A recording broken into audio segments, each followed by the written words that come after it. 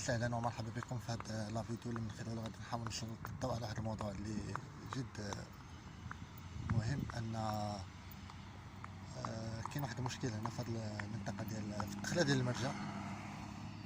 هنا كيبقى مرجان، هذا الطريق المؤديه للمرجع. هنا هذه الدخله الاولى، بعد ما كتفوت المقنطره كتلقاو هاد الدخله هذه اللي كتدخل على المرجع وكدير الحديقه الطيور اللي في هذا الجانب هذا.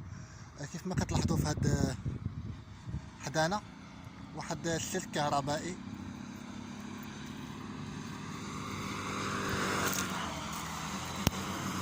راه سلك كهربائي.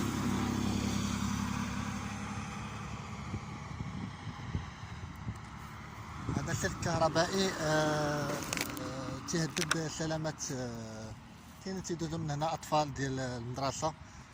وهو تشوفوا كيف ما كاين في هذا العمود هذا رابط ما بين هذا العمود ديال الكهرباء والعمود الاخر ديال الكهرباء. اذا هذا السلك هذا راه كيهدد الامن ديال وسلامه الاطفال والماره اللي كاينه في هذه المنطقه هذه.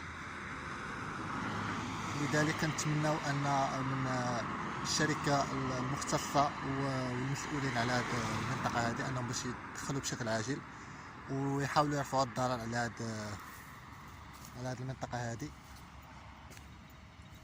ويحاولوا انهم يصلحوا هذا المشكل هذا ديال هذا السلوك.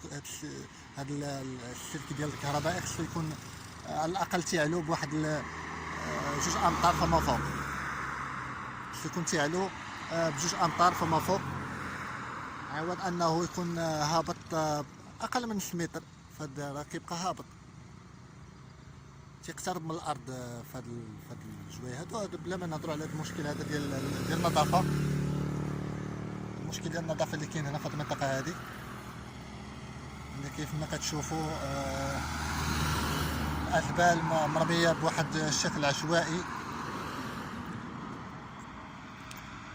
اذا كنتمنى من المسؤولين والشركه المختصه باش تدخل بشكل عاجل وترفع الضرر على هذه المنطقه هذه، وحفاظا على سلامه وارواح الاطفال اللي كيدوزوا من هنايا وحتى المارين من هذه المنطقه هذه.